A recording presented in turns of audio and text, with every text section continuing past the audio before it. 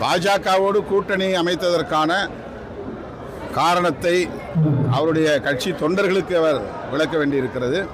பொது எதிரியை வீழ்த்துவதற்காக சேர்ந்திருக்கிறோம் என்று விமர்சனங்களை எதிர்கொள்ளக்கூடிய வகையிலே பதில் சொல்லியிருக்கிறார். அந்த அணியிலே இன்னும் யார் யார் சேரப்போகிறார்கள் என்பது இன்னும் உறுதிப்படவில்லை. ஏற்கனவே அந்த அணியில் இடம்பெற்றிருந்த பாமக, தேமுதிக போன்ற கட்சிகள் எல்லாம் என்ன நிலைப்பாட்டை எடுக்கப் போகிறார்கள் என்பது இன்னும் உறுதியாகவில்லை. திமுக தலைமையிலான மதசார்பற்ற முற்போக்கு கூட்டணி 2026 தேர்தலிலும் இந்த கூட்டணி மக்களின் பேராதரவோடு வெற்றி பெறும் என்ற நம்பிக்கை உள்ளது. சாதிவாரி கணக்கெடுப்பு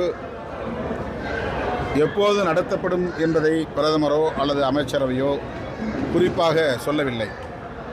மக்கள் தொகை கணக்கெடுப்பின் போது சாதிவாரி கணக்கெடுப்பையும் இணைந்தே நடத்துவோம் என்று சொல்லியிருக்கிறார்கள்.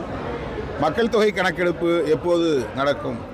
10 ஆண்டுகளுக்கு ஒரு முறை என்கிற கணக்கின்படி பார்த்தால் 2031 தான் மக்கள் தொகை கணக்கெடுப்பு நடைபெற வாய்ப்பு இருக்கிறது. அப்போது பாஜக ஆட்சியில் இருக்குமா என்கிற கேள்வி எழுகிறது. 2031 நடைபெறப் போகிற மக்கள் தொகை கணக்கெடுப்பை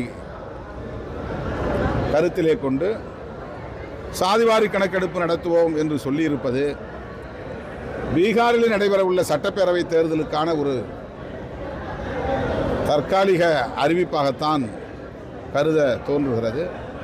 ஆகவே இது பாஜக அரசியல் உத்தியாகத்தான் கையாளுகிறது என்று நம்புகிறேன். மதம் மாறினால் பட்டியலினத்தவர்லேருந்து நீக்கப்பட்ட மாதிரி போட்டு ஆர்டர் கொடுத்துருக்காங்க. இது என்ன மாதிரியான தாக்கத்தை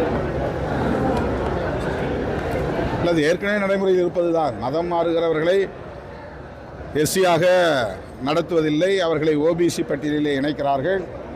ஆனால் மதம் மாறக்கூடிய தலித்துகள் அதே வாழ்நிலையில்தான், சமூக அந்தஸ்தில் தான் இருக்கிறார்கள். அவர்களை தீண்டப்படாதவர்களாகத்தான் இன்னும் நடத்துகிறார்கள். கிறித்தவத்திற்கு மாறினாலும் கூட அவர்களை சாதியின் பேரால் ஒடுக்குகிறார்கள். ஆகவே இது மதமாற்றம் கூடாது என்று சொல்லுவதை காட்டிலும் இந்த சாதிய வன்கொடுமைகளுக்குள்ளேயே நீ கிடந்து உழலு, உனக்கு எந்த பாதுகாப்பும் தரமாட்டோம், தீர்வையும் தரமாட்டோம், ஆனால் இதிலிருந்து நீ வெளியேற முடியாது என்று அவர்களை மேலும் சட்ட ரீதியாகவே ஒடுக்குவதாக இருக்கிறது. இது அதிர்ச்சி அளிக்கக்கூடிய ஒன்று, வேதனை தரக்கூடிய ஒன்று.